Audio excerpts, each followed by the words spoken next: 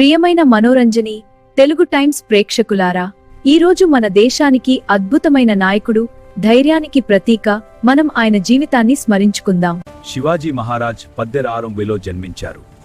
యువకనుగా ఆయన ధైర్యం, నైతికత మరియు ప్రజల సంక్షేమానికి చేసిన కృషి ప్రత్యేకత. ఆత్మరక్షణతో పాటు స్వతంత్ర భారత రాజ్యాంగానికి ఆదర్శంగా నిలిచే విధంగా మేము ఆయన విజయాలను గుర్తు చేసుకోవాలి. మరాఠా సామ్రాజ్య స్థాపకుడు శివాజీ. ఆయన ధైర్యం ఎన్నో అడ్డంకులను ఎదుర్కొన్నారు.